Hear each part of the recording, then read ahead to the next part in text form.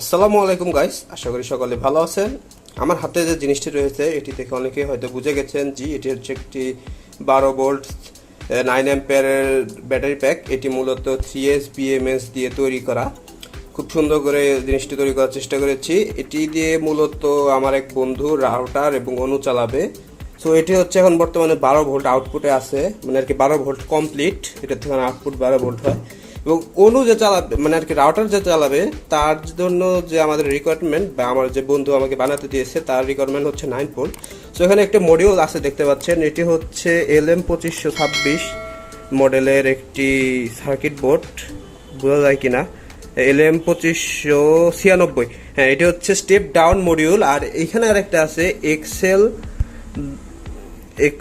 6009। এটি হচ্ছে একটা step down module, step up module. এটা হলো স্টেপ ডাউন, এটা স্টেপ আপ। এটি দিয়ে মূলত আমরা এই যে ব্যাটারি প্যাক রয়েছে এটিতে আমরা 9 ভোল্ট আউটপুট বাইর করবো। সো কীভাবে কী করি, সো চলুন দেখতে থাকি। এখন এটাকে আমরা জাস্ট কানেকশন দেবো এবং কানেকশন দিলে আমাদের সার্কিট তৈরি। জাস্ট খালি রিয়ারেঞ্জ এবং ফিনিশিং দেওয়ার পরেই আমাদের কাজ করার জন্য একদম প্রস্তুত। সো এখানে জাস্ট এখন আমরা একটু রিঅ্যারেঞ্জ করবো। এখানে আমি পেপার টেপ লাগিয়ে নিব, তার উপরে আমরা হট গ্লু গান দিয়ে এই সার্কিটটিকে এখানে বসিয়ে দেবো এবং ভোল্টেজ অ্যাডজাস্ট করে দেবো যাতে আমাদের অ্যাকুরেট 9 ভোল্ট দেয়। কারণ 9 ভোল্টের বেশি হয়ে গেলে আমাদের রাউটার পুরো যেতে পারে, যা এটি খুব ভয়াবহ একটা ব্যাপার হয়ে যাবে। সো আমরা এটাকে এখন আঠা দিয়ে লাগিয়ে নিব।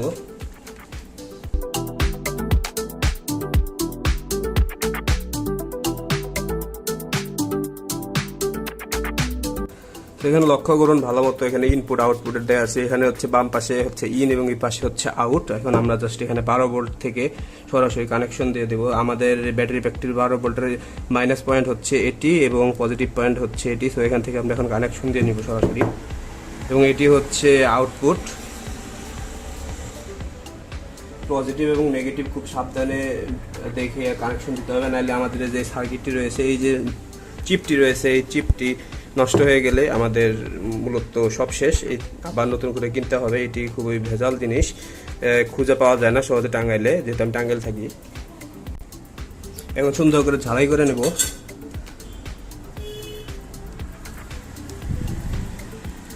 সো এখানে আমাদের প্রথমে দেখতে হবে নেগেটিভ সাইড কোন দিকে। নেগেটিভ সাইড এখানে হচ্ছে আমাদের এই প্রান্তে। সো আমরা এখানে এটিকে ঝালাই করে নেব সুন্দর করে। তার আগে এখানে একটু তার কাটতে হবে।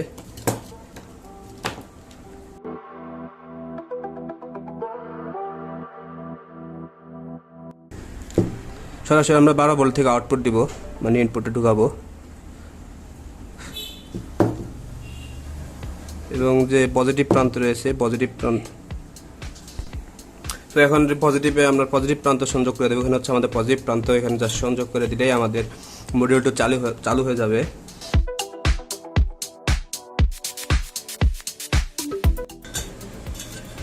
তো দেখুন আমাদের মডিউলটা কিন্তু চালু হয়ে গেছে এবং রেড বাতি জ্বলছে অলরেডি, তার মানে মডিউলটি অন হয়ে গেছে। এখন জাস্ট আমরা আউটপুটটা চেক করবো, আপনার কত ভোল্ট আউটপুট দিচ্ছে।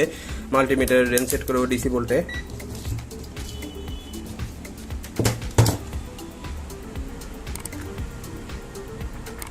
দেখুন আমাদের কারেক্ট 9.1 পর্যন্ত দিচ্ছে। এটিকে যদি আমি অ্যাডজাস্ট করি, আরও অ্যাডজাস্ট করে স্টেপ ডাউন করা যায়। এটি হচ্ছে স্টেপ ডাউন মডিউল।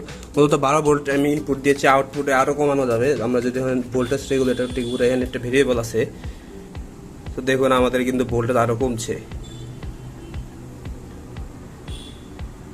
আমি কিন্তু এখানে ইনপুট 12 ভোল্ট দিয়েছি।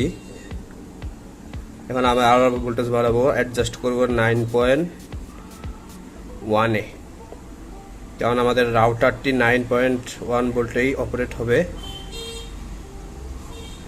9.11। আমি যদি ইনপুট দিই যে আমাদের ইনপুট কত আসছে, যদি আমি মাল্টিমিটার ধরি যে ইনপুট কত আসছে, এখানে হচ্ছে নেগেটিভ, যে মানে আর কি যেখানে অ্যাড করা আসছে সেখানে দেখাই। তো দেখুন 11.77 ভোল্ট এখানে, এবং এটিকে চার্জে বসালেও কিন্তু কোনো ভোল্টেজের পরিবর্তন হয় না। আউটপুট ভোল্টেজ 9.1 সেমই থাকে। এটিতে লোড টেস্ট দিব। এখানে একটা 1.5 অ্যাম্পিয়ারের ফ্যান আছে এবং এখানে আমরা 9 ভোল্ট আউটপুটের লোড টেস্ট দিয়ে দেখবো আমাদের কত ভোল্টেজ ড্রপ হয়। এখন যদি ব্যাটারির সাথে আমি এটি কানেকশন দিয়ে রেখেছি যে মাল্টিমিটারের প্রোব সহ, এখন জাস্ট এটিকে যদি চালু করি দেখেন আমাদের কত ভোল্ট ড্রপ হয়। প্রায় 10-15 ভোল্টের মতো ড্রপ হচ্ছে এবং এটি কিন্তু কন্টিনিউয়াস 1.5 অ্যাম্পেয়ার কারেন্ট কিন্তু টানে। সো দেখা যাচ্ছে আমাদের কিন্তু মডিউলটি প্রপারলি কাজ করছে।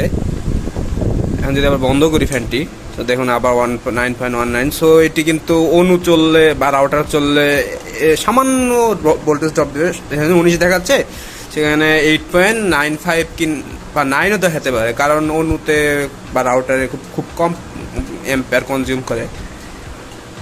ব্যাটারি প্যাক বানানোর ভিডিও দেখাইলাম না, কারণ গত একটা ভিডিও দিয়েছিলাম যে ব্যাটারি প্যাক কীভাবে বানিয়েছি, ঠিক সেম প্রসেসেই তৈরি করা। ওটি ছিল ড্রিল মেশিনের ব্যাটারি, আর এটি হচ্ছে একটু হেভি। ওটি ড্রিল মেশিনের ব্যাটারিটি ছিল 1.5 অ্যাম্পেয়ারের, এবং এটি হচ্ছে 9 অ্যাম্পেয়ার, প্রায় 5-6 ঘন্টার মতো ব্যাকআপ দিবে। সো আশা করি ভিডিওটি ভালো লেগেছে। ভালো লাগলে ভিডিওটিতে একটি লাইক দিবেন এবং কমেন্ট করে জানান ভিডিওগুলো আপনাদের কেমন লাগে, এবং অবশ্যই আমার চ্যানেলটিকে সাবস্ক্রাইব করবেন। ধন্যবাদ।